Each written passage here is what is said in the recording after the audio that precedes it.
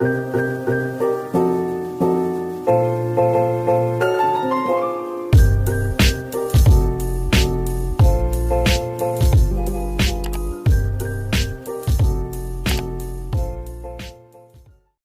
ini kita bakalan lanjut lagi ngomongin bagaimana tips-tips menjadi MC profesional, khususnya di bidang MC panggung.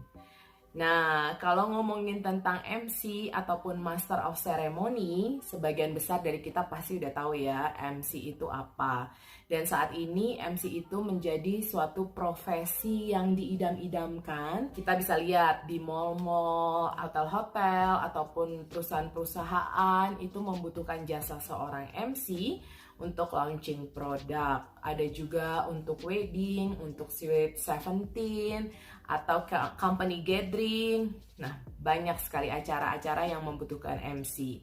Sebenarnya apa sih MC itu?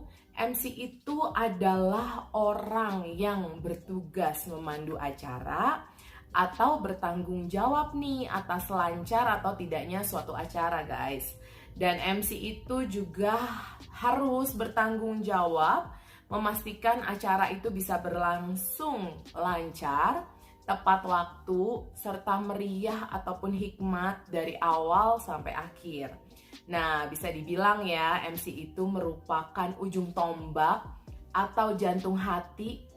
Kok jadi jantung hati sih? Pokoknya adalah ujung tombak suatu acara ya. Kalau ngomongin jantung hati itu beda cerita lagi. Yang harus diketahui seorang MC sebelum hari H adalah menggali secara jelas detail acara itu seperti apa. Aku sambil lihat contekan yang aku bikin sendiri ya guys. Yang pertama itu kita harus tahu siapa audiens kita. Kita harus tahu usianya, karakternya, dan latar belakang audiens kita. Karena kenapa? Ketika kita tahu dan kita kenal, ini tuh bakalan mempengaruhi gaya bahasa dan cara menghadapi mereka. Gak mungkin kan di acara anak-anak kita pakai bahasa-bahasa berat yang cuma kita dan Tuhan yang tahu apa artinya, ya kan? Dan juga kita tuh jadi bisa kenal gitu loh audiens kita. Seiring berjalannya waktu, kita bisa tahu karakteristik mereka seperti apa. Kita bisa kenal, itu asik dan serunya menjadi seorang MC. Jadi gue pernah punya pengalaman, gue nge-MC di mall yang berbeda, yang punya karakteristik yang juga berbeda. Ada karakteristik audiens yang begitu kita bagi-bagi hadiah nih, kayak hadiahnya payung gitu, mereka tuh udah happy banget dan akhirnya berlomba-lomba buat dapetin hadiah itu.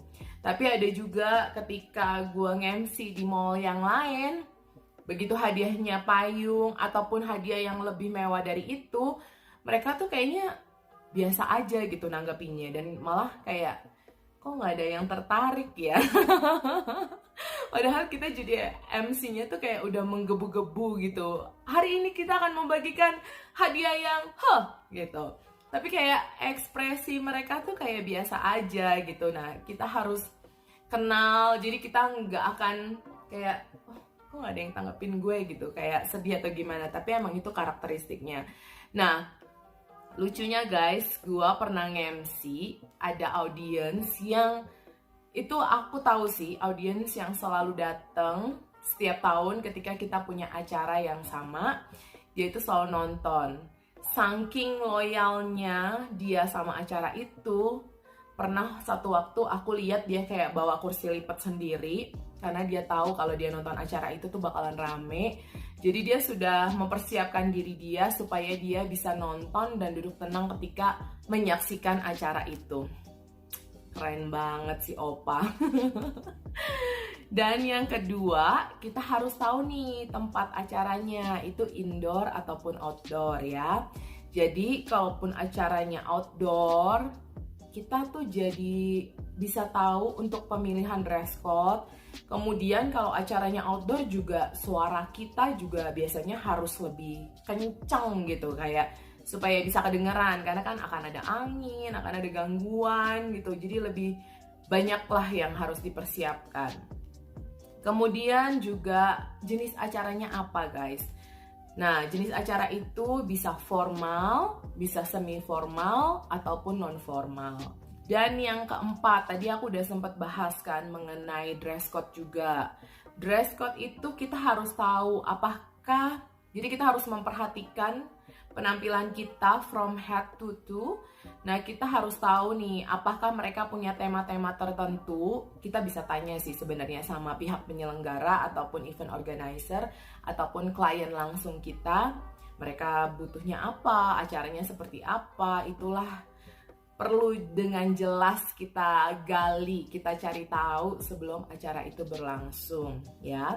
Jangan sampai misalnya acara outdoor, nah kalian datang dengan sasakan tinggi gitu, itu kayaknya kan gak masuk gitu. Tapi kalau acara outdoornya yang datang orang-orang pemerintahan misalnya, ya tetap harus rapi. Aku pernah punya pengalaman, jadi waktu itu aku jadi MC-nya tuh outdoor, kemudian garden. Jadi waktu itu aku pakai sepatu dengan stiletto yang tinggi gitu ya.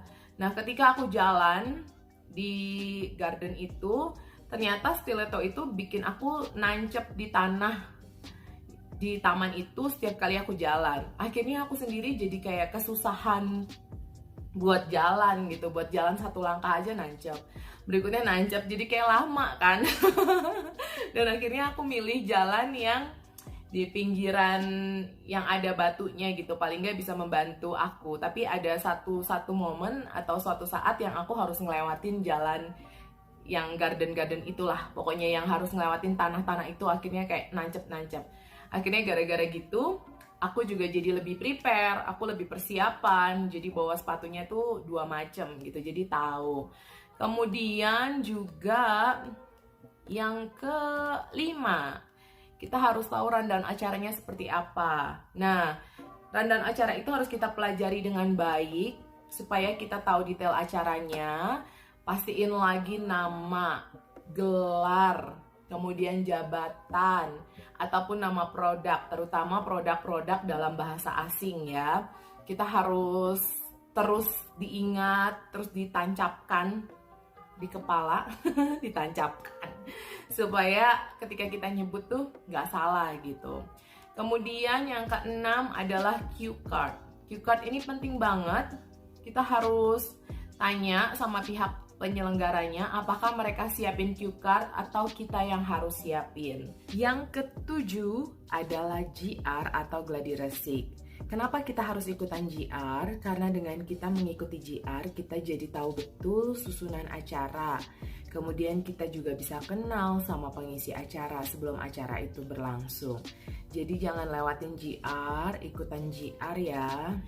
Nah, itu sih teman-teman yang harus kita persiapkan sebelum acara itu berlangsung. Berikutnya, saya akan menjelaskan apa yang harus dipersiapkan. Persiapan ketika hari H seorang MC berada di backstage ataupun seorang MC udah mau mulai tampil setelah yang satu ini.